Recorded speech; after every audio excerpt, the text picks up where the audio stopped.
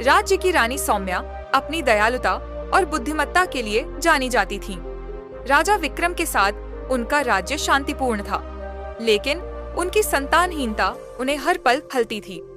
वर्षों की पूजा और यज्ञ के बाद एक साधु के आशीर्वाद से उन्हें पुत्र रत्नेश की प्राप्ति हुई। पूरे राज्य में उत्सव मनाया गया और राजा रानी का जीवन पूर्ण हो गया, लेकिन सुख कभी स्थायी नहीं रहता।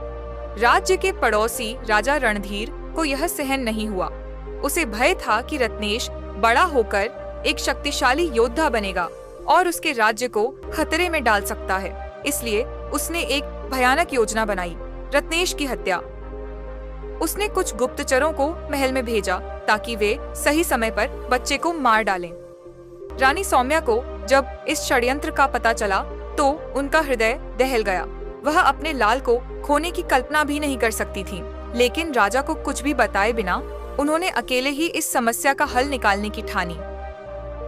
रात के अंधेरे में जब पूरा महल गहरी नींद में था, रानी धीरे धीरे उठी और अपनी नन्ही संतान को गोद में उठाकर महल से बाहर निकल गईं।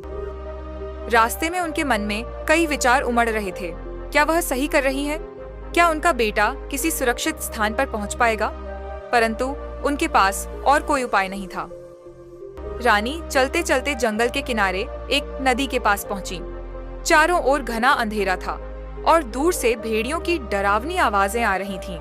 उनकी आंखों से आंसू छलक पड़े, लेकिन उन्होंने अपने बेटे को टोकरी में रखा और उसके चारों ओर मुलायम कपड़े लपेट दिए ताकि वह सुरक्षित रहे। उन्होंने अंतिम बार अपने बेटे को चूमा और धीरे धीरे टोकरी को बहते पानी में छोड़ दिया। उनके दिल में एक उम्मीद थी कि कोई न कोई उसे बचा लेगा और पाल पोसकर बड़ा करेगा, परंतु यह निर्णय लेना उनके लिए सबसे कठिन था। कुछ ही मील आगे नदी किनारे एक गरीब मछुआरा अपने जाल को समेट रहा था। अचानक उसने बहती हुई टोकरी देखी। जब उसने उसे खोला तो अंदर एक सुंदर नवजात शिशु को देखकर हैरान रह गया। उसकी पत्नी निःसंतान थी और इस संतान को देखकर उसकी आंखों में खुशी के आंसू आ गए।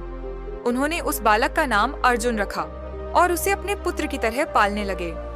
रत्नेश, जिसे अब अर्जुन कहा जाता था, बड़ा होकर एक साहसी युवक बना। उसे हमेशा लगता था कि वह इस परिवार का नहीं है, लेकिन मछुआरे के माता पिता ने उसे अपार प्रेम दिया। एक दिन एक बुजुर्ग साधु गांव में आया और अर्जुन को देखते ही पहचान गया। उसने अर्जुन को उसके असली माता पिता के बारे में बताया। यह सुनकर अर्जुन स्तब्ध रह गया। उसे विश्वास नहीं हो रहा था कि वह किसी रानी का पुत्र है। साधु ने उसे सच्चाई से अवगत कराया कि उसकी माँ ने उसे शत्रु से बचाने के लिए नदी में बहा दिया था। अर्जुन ने अपनी माँ से मिलने का निश्चय किया और महल की ओर चल पड़ा।